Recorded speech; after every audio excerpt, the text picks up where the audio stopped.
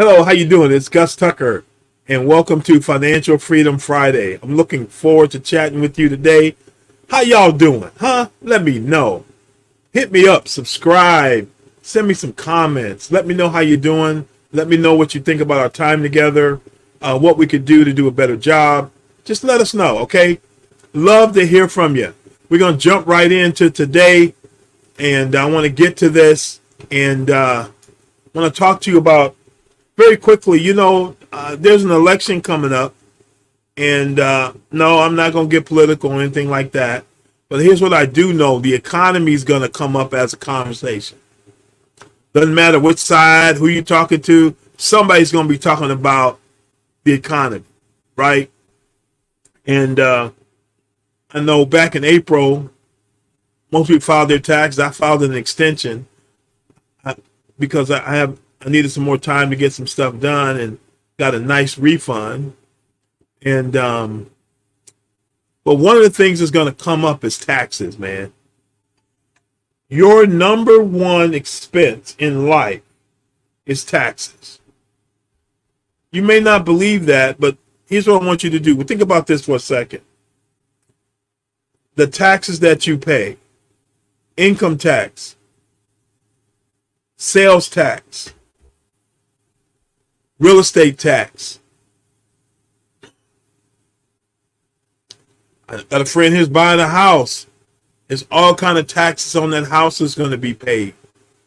And about 6 or 7 or 8 different people are going to get paid. There's a big number of taxes in there. Okay? Even when you pass away, there's the state taxes. On and on and on and on. And I will tell you, if you don't own a business, you're not married, and you don't own real estate, you're the highest taxed person in America. So how your money gets taxed is important to you. There are 3 ways to getting taxed, or 3 time periods you can get taxed in. Tax now.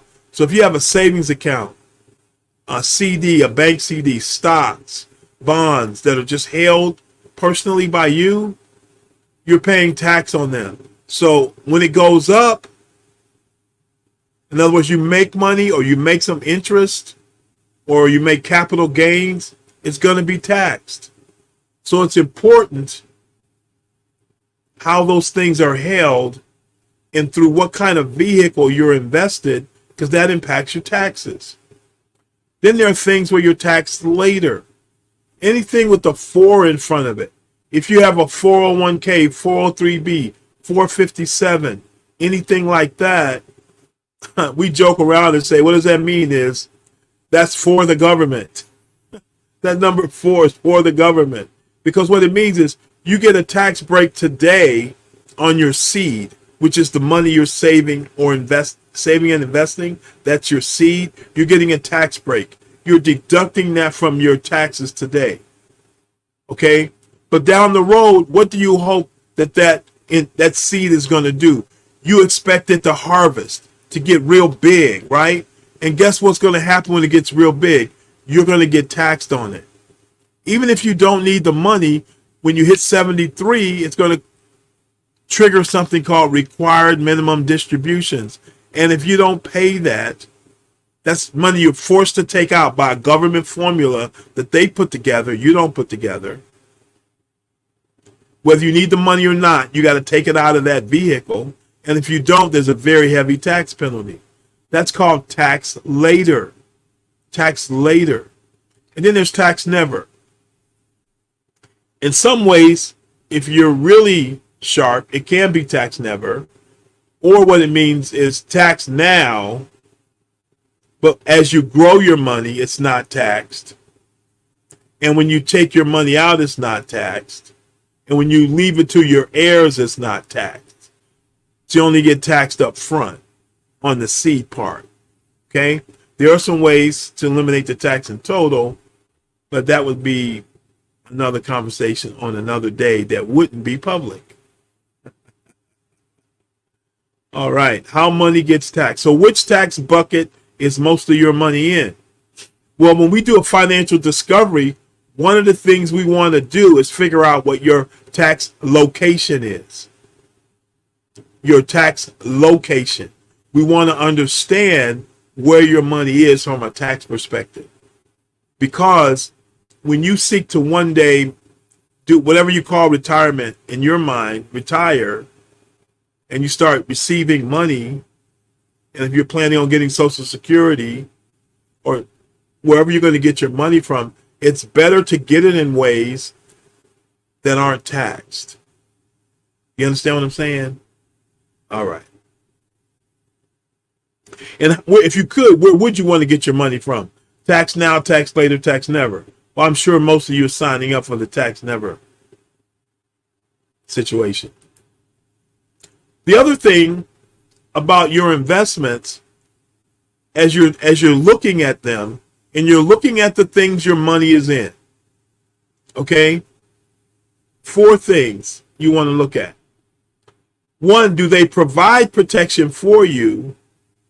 Do they provide protection for you personally? Are your assets protected? Is your money protected by this vehicle that it's in? From what? Lawsuits, losses in the marketplace, things like that. Protection. The second is tax advantages. We just talked about that. How's the money taxed in the financial vehicle you have your money in? 3 is safety. Safety from losses due to the market decline. Losses due to lawsuits.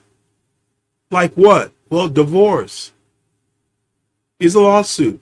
One person suing another. Unfortunately, it happens a lot, too much. A business partner sues you. Okay? If you own real estate, even if it's your personal home, somebody has an accident on your property and they try to sue you. If you're in a car accident, they try to sue you. All kind of ways, man. Are your assets protected? Are they safe inside this vehicle? Number 4, what kind of growth prospects do they have? What's inflation today? It's not 3%. It's probably higher, more like 6%. If your money's not growing at 6%, at least 3% minimum, 6% more likely, you're not really beating inflation. Okay? So I know bank rates are better. If you go to bankrate.com, you can look up and see what the average savings rate are today. Bankrate.com, bankrate.com, and you can look up the rates for savings accounts, high yield savings accounts, CDs, things like that. But if you're holding them straight in your own name, just remember you're going to get taxed. And do you know what tax bracket you're in? What your effective tax rate is? Talk to your tax preparer. Okay, if you do them yourselves, talk to yourself and figure out what your effective rate is. Okay, because as you move through the tax brackets, like your first X amount is taxed at 10%, then the next at another percent, then the next at another percent. Well, the average amounts of your money that's weighted shows you what your tax bracket is. So you can kind of have a sense of, if I make more money, this is really the rate I'm going to be taxed at. Does that make sense? You need to understand that. Because if you're not overcoming inflation and taxes with your investment portfolio, you're not really getting ahead. Now, another thing to consider, especially in today's environment, there are investment vehicles that have something called participation rates. Participation rates. What does that mean? Let's say you put your money in an investment and it does over here under the traditional, it does one of those returns, 3, 5, 7, 10, 12%. If the participation rate is just you get whatever that investment does, then whatever the return was in the market, that's what you get. If the market went up 3%, you make 3%. Okay? But if your investment or the solution you're involved in has a participation rate Participation rates can be anything over 100%. And I've seen some vehicles where it can get up to 500%. Where if the market is at 3%, the solution you were in, let's say the participation rate was 200%, it's 3% times 2. You get paid at 6%. Same market performance, 3%, but you get paid at 6%. Which one would you prefer to have? 3% or 2% or 6%? Do you know where to go to get that participation rate up? Okay? It's important. These are some books. You can take a screenshot of this real quick. I'll leave it up there. Take a screenshot of this. You ought to read these books. Why? The concepts in these books are impacting you financially right now. And if you don't know how to deal with them,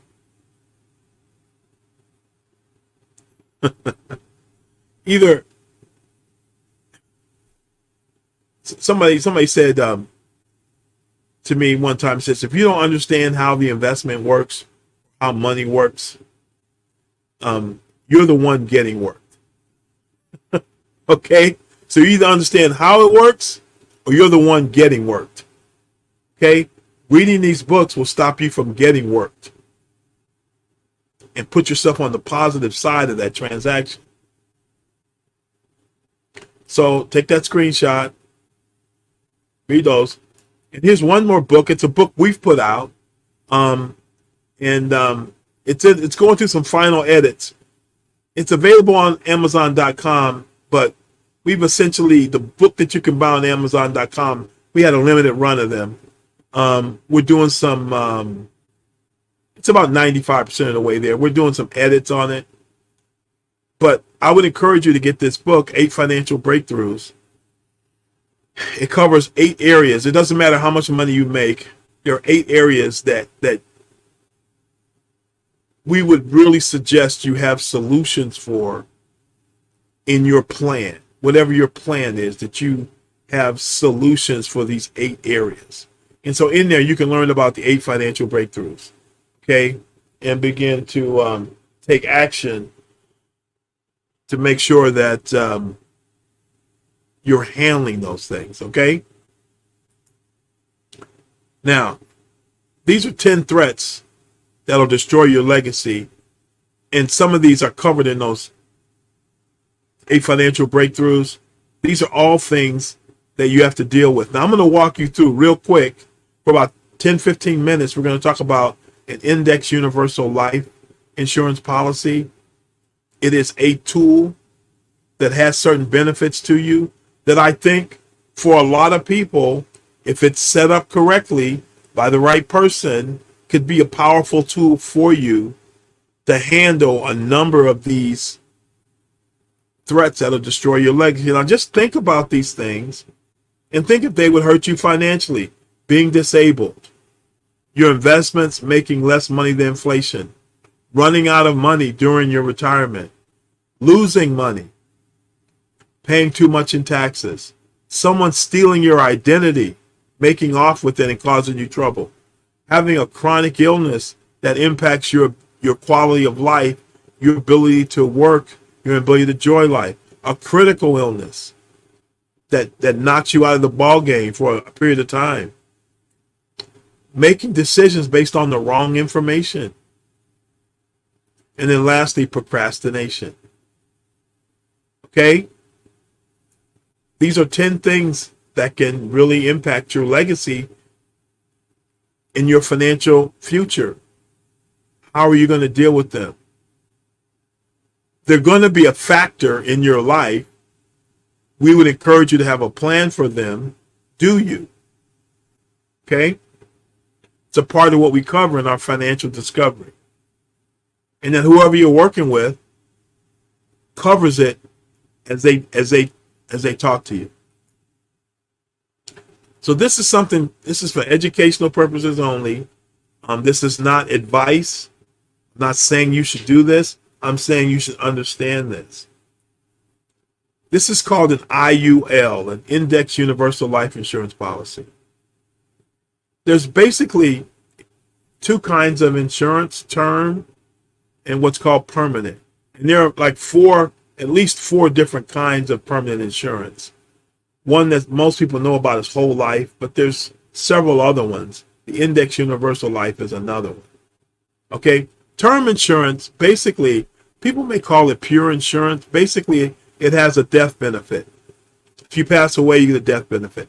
Now, better term policies have what are called living benefits. So if you have critical or chronic illness, something happens to you, doesn't going to kill you, it's not terminal, you can advance some of the death benefit while you're alive.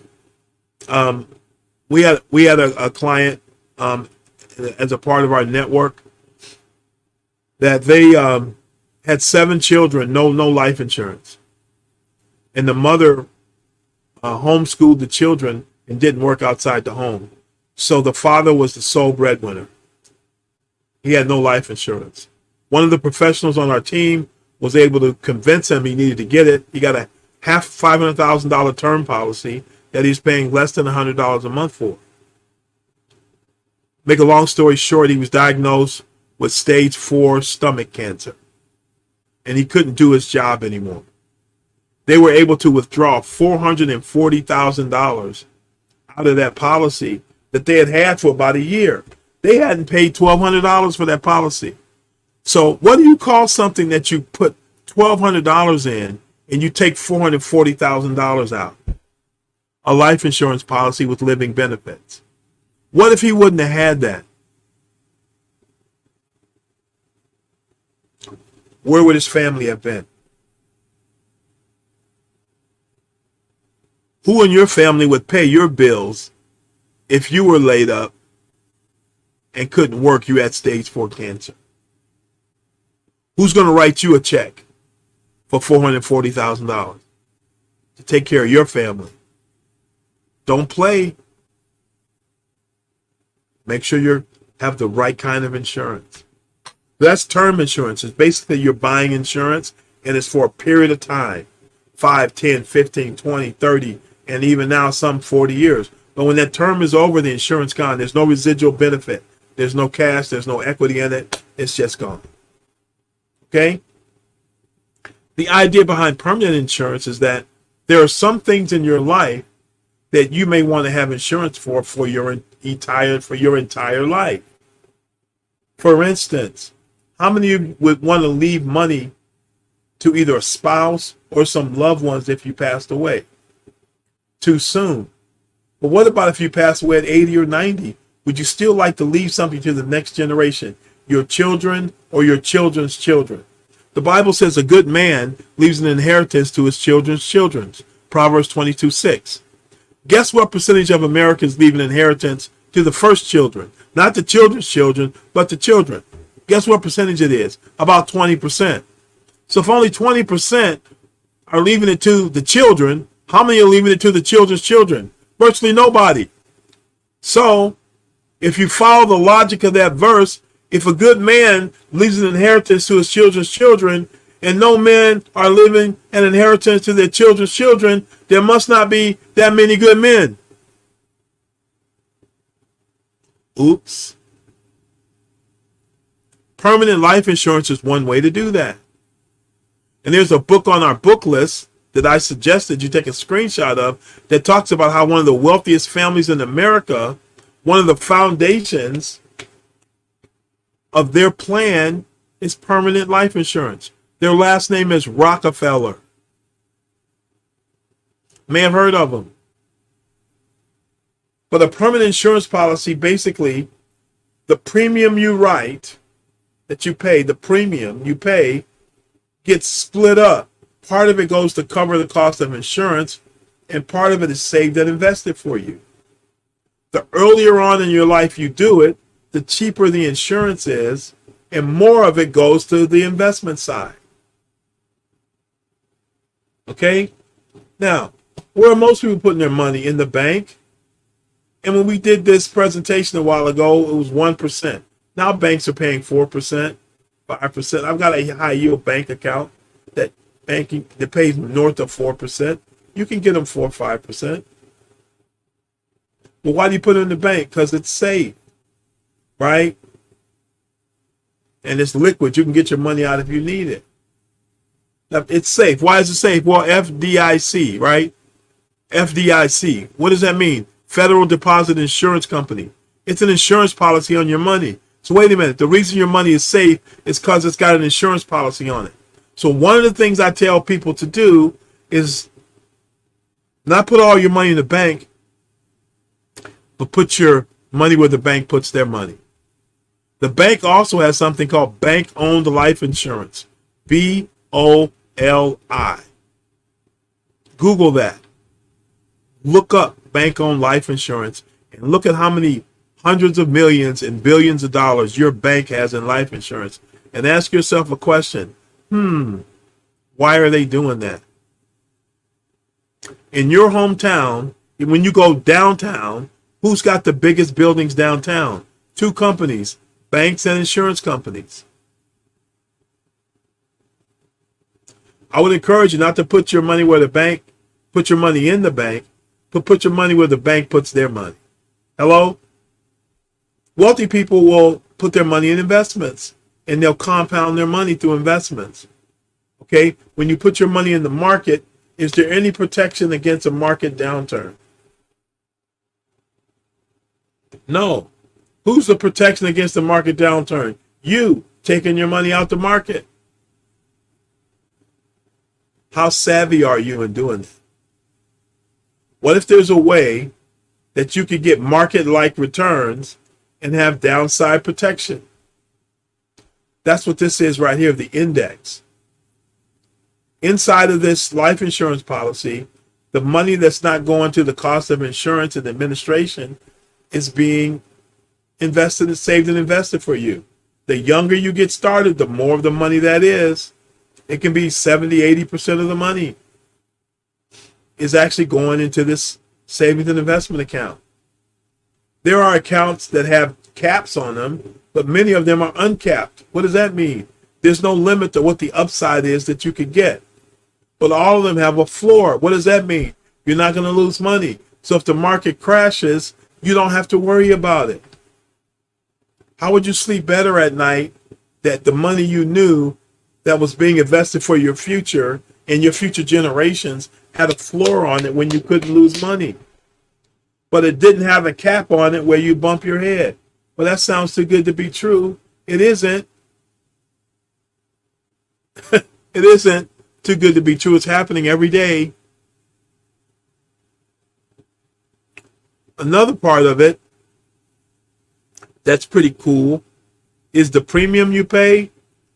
There's a wide range of how much you can put in. There's a minimum that you could put in to keep the policy alive. And then there's a maximum to really have your money put in a tax advantage vehicle because of that tax law. You see that over next to ultra wealthy where it says IRC, Internal Revenue Code 7702 A through D. That's an Internal Revenue Code that sets up the tax benefits that are involved in this policy.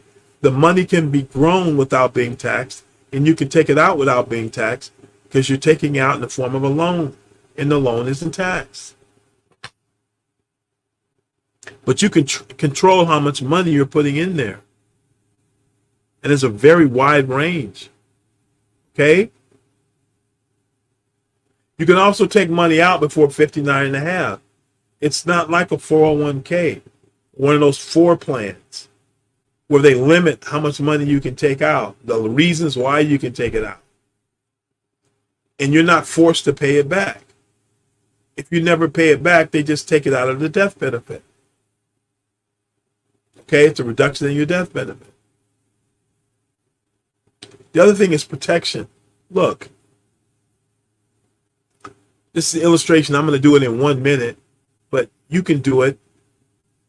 Get a piece of paper out, draw a stick person. That's you, right? One thing I know about you, you had a mom and a dad, so you draw a stick person above them or just a circle and put 2 things in the circle. Let's say your parents just did 2 things. One, they bought a house for $250,000. And each one of them bought a $250,000 life insurance policy on them that was permanent. So that's $250 on the wife, $250 on the husband. That's $500. And a house for $250. That's $750. We're not even going to count the equity in the house over time, over your whole lifetime. We're not even going to count that. We're not even going to count the cash that grows inside the insurance policy. We're not going to count that. Just the $750. So you get so there's you, and then there's your mom and dad, right? And here's what I know about your mom and dad. They each had a mom and dad. So it's $750 for your mom and dad, and then they had a mom and dad. So $750 for them too. $750, $750.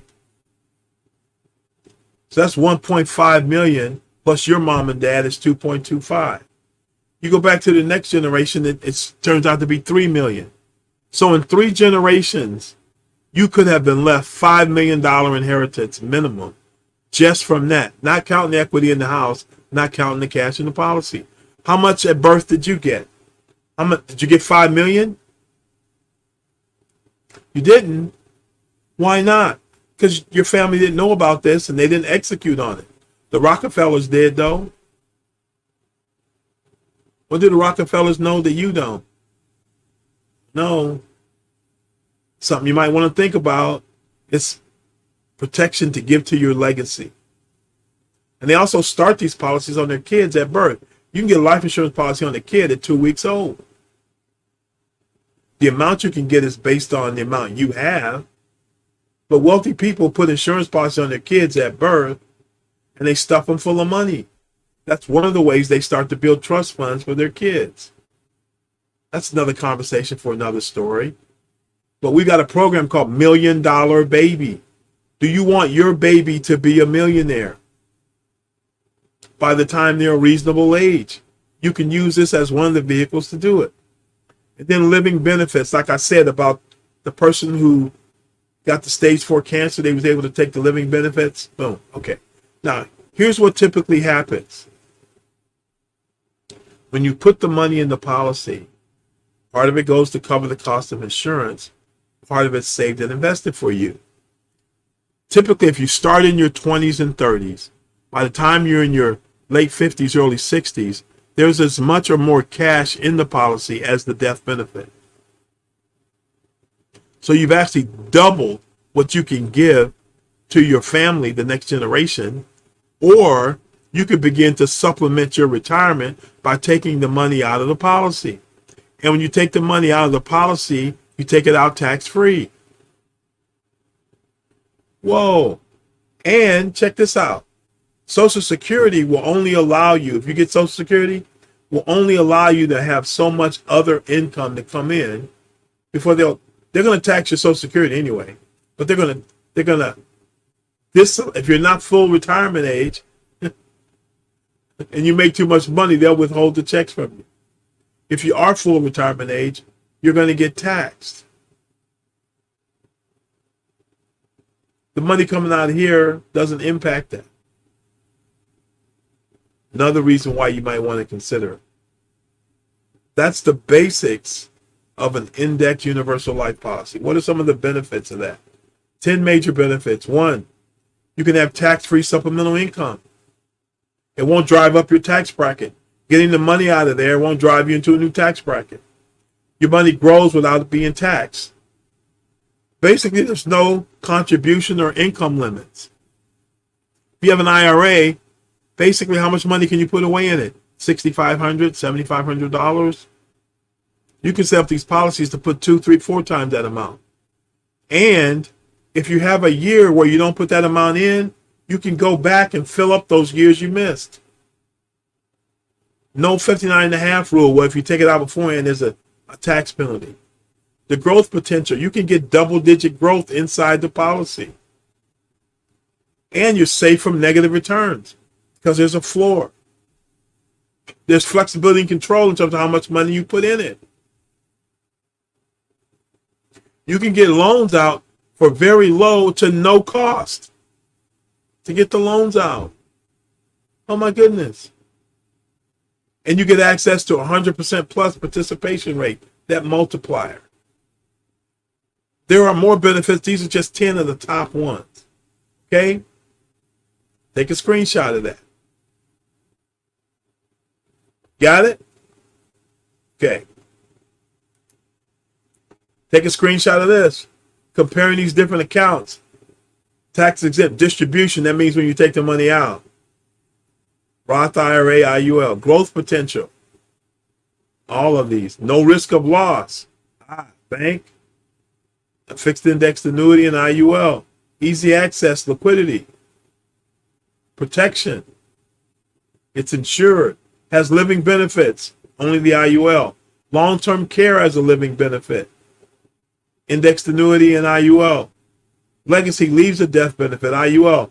Avoid probate, meaning it's not going to get hung up in court, litigating over who gets the money. What's the only one with all of them checked? IUL. Take a screenshot of that. Something to think about. Okay? We've talked about all these things. Not going to go through that. From tax-free income to long-term care protection, chronic and critical illness, IULs are a multifaceted tool that can address many financial needs. Should everybody have one, but you ought to look seriously at it and have a portion of your wealth in it. I encourage you to highly consider it. No matter what your future goal is, legacy, growing your money now, growing it in the future, or long-term care, an IUL can help with that. Would you like to know your numbers? What should you get? Get with a financial professional. Ask them about it. And know these things before you talk to them. Your date of birth, how much your income you want to replace. Are you a smoker or non-smoker? And what's your financial commitment? What are you willing to do? So before you sit down with that professional, know what these things are. Don't waste their time. And they can put together a plan that would meet your financial goals. Finally, what's your current cash flow pattern? Your income and expense margin. In other words, when you look at your income minus your expenses, how much money you got left over, and then what are you going to do with it? Are you willing to make changes to change your patterns of the past? Because if you look at the last 5 years and look at the wealth you accumulated, do you want the next 5 years to look like that or to look different? To do that, you got to change. Okay? So that's what I got for you today. If you want to connect, here's some ways that we can connect. But get with the financial professional. Look at these things, okay? Because they are going to dictate your future life. What would your future self, what's your future self going to say to your current self, right, when you get there? Think about what you want them to say when you get there. Oh, like Fred Sanford used to say, Sanford and Son, Red Fox, it's an old school show. You big dummy, why didn't you do X, Y, and Z? Or, man, great job. What do you want your future self to say to you? Hey, like and subscribe. Share this broadcast with other people. Take advantage of the things you're talking about. Watch it again. Take advantage of the things that we're talking about. Okay? You guys have a great weekend. It's Gus Tucker from Financial Freedom Network. Financial Freedom Friday. Signing out. Take care.